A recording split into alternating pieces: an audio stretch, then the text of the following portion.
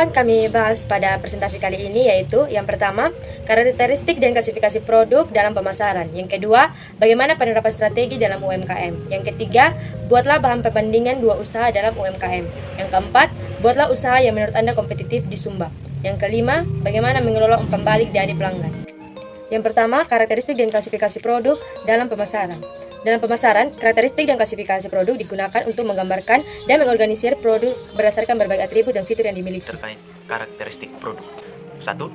Kualitas produk, di mana produk yang kita buat mempunyai nilai mutu yang sangat tinggi. 2. Manfaat produk, di mana produk kita mampu memberikan dampak positif terhadap pengalaman pelanggan.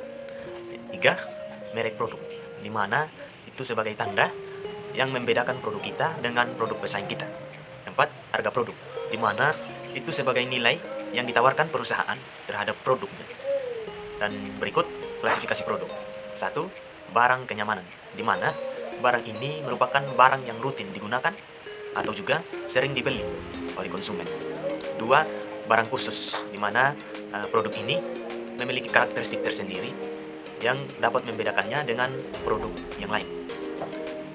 3. Barang kebutuhan, di mana barang ini sangat berkaitan erat dengan hajat hidup orang banyak dan kebutuhan yang tinggi. 4. Barang yang tidak dicari, di mana barang ini tidak diketahui keberadaannya oleh konsumen atau jarang dicari oleh konsumen. Strategi yang diterapkan dalam UMKM yang pertama, melakukan riset pasar. Kedua, menentukan produk yang dibutuhkan konsumen. Ketiga, temukan diferensiasi produk. Keempat, membuat desain kemasan menarik. Kelima, terapkan promosi digital. Keenam, berikan layanan terbaik. Dan terakhir, bangun loyalitas pelanggan. Berikut ini 2 bahan pembanding dalam UMKM.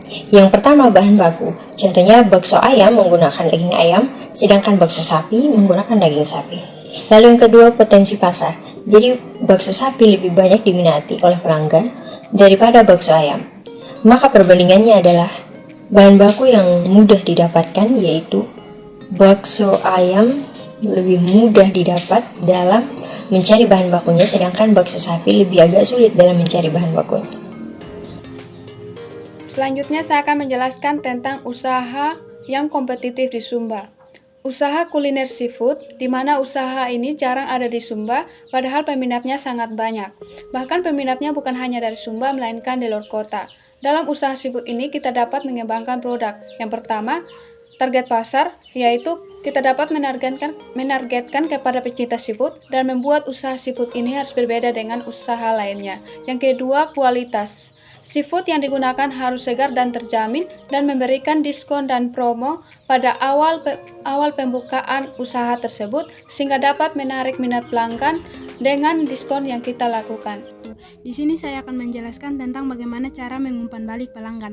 Yang pertama itu dengan meningkatkan layanan dan produk, di mana sebuah perusahaan itu dapat menarik pelanggan itu dari layanan dan produk. Terus yang kedua itu ada kritikan, di mana perusahaan itu menerima kritikan dari pelanggan agar dapat mengubah produk menjadi jauh lebih baik. Terus yang terakhir itu ada advokat pelanggan, di mana perusahaan itu melibatkan pelanggan untuk mempromosi produk yang dibuat.